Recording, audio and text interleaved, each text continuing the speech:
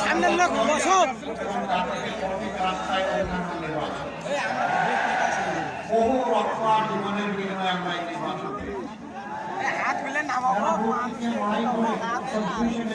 আমাদেরকে তাদের অনেকে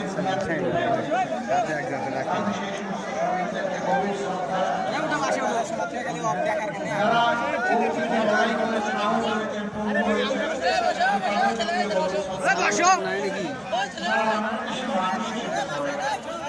লড়াই করেছিল বলেই আমরা বেশিরভাগের খবর আমাদের সন্তানরা রাস্তায় নামে একটাই স্লোগান দিয়েছিল আমরা সমাজের সর্বক্ষেত্রে ন্যায় বিচার চাই, আমরা বৈষম্য চাই না। 11টি দল আমরা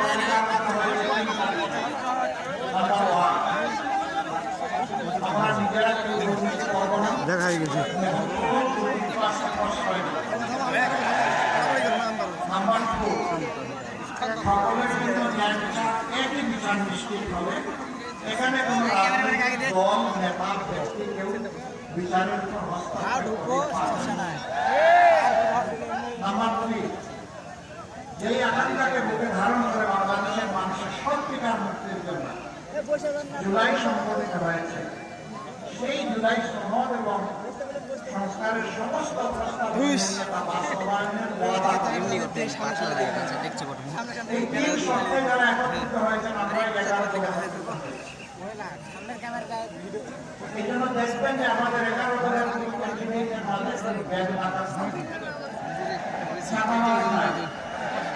খেলাপি নাই, মামলাবাজ নাই, শারীরিক ধরনকারী নাই, মানুষের অধিকার হরণকারী নাই। আমরা বেছে বেছে ঘুরে চেষ্টা করেছি। এরপরে কারণ আমরা এই বার্তাই জাতিকে দিয়েছি, আগামীতে একটা নূতন বাংলাদেশ আমরা করতে চাই।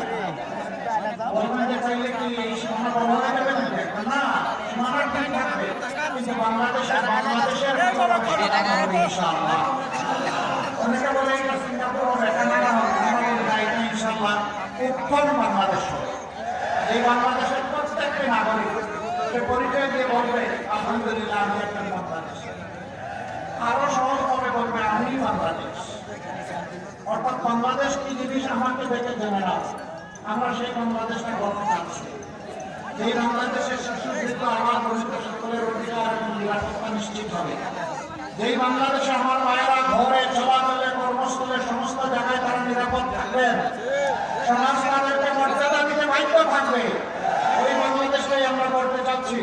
শিশু জন্ম নেওয়ার পর তার স্বাস্থ্য পরিচর্যা, এরপরে তার সুশিক্ষা দিয়ে তাকে উত্তম নাগরিক হিসাবে করে তার হাতে কাজ তুলে দিতে হবে। সেই বাংলাদেশটা আমরা দেখতে চাচ্ছি।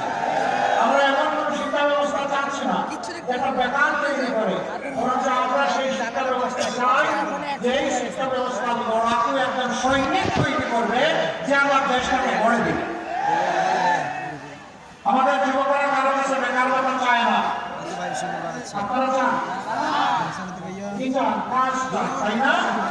আমরা ওয়াদা করব আমরা প্রত্যেকটা গ্রামে বসে শিক্ষিত যুবকেরা তারা সেখানে স্বাচ্ছন্দ্য মতো জীবনযাপন করবে আর রাষ্ট্র উন্নয়নে অবদান রাখবে।